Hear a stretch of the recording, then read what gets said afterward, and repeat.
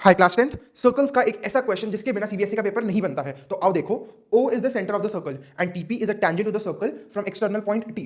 If angle PBT, which means this angle is 30 degree, you need to prove that ratio of BA and AT is 2:1. The first step would be to join OP. Once you have joined OP, OB is equal to OP. Why? Because this is the radius of the circle, which means this angle will also be 30 degree. Why? Because in a triangle, angles opposite to equal sides are equal. Now you need to find angles in the triangle OPT because यहाँ पे आपके पास AT है. AB को अगर आप देखो, what is AB? AB is OB plus OA and OB is equal to OA. So this is 2R.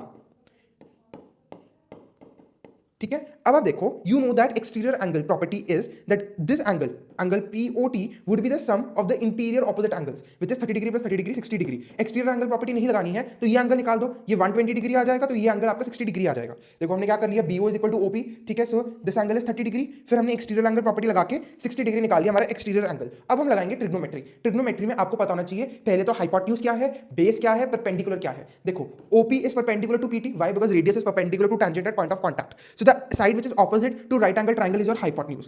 This is your theta, so the side opposite to your theta, this will be perpendicular, and the adjacent side is your base.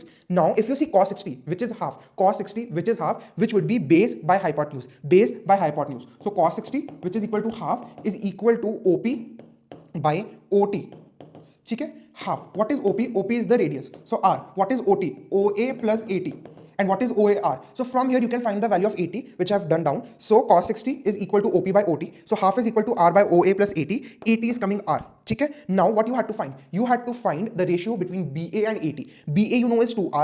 AT you know is R.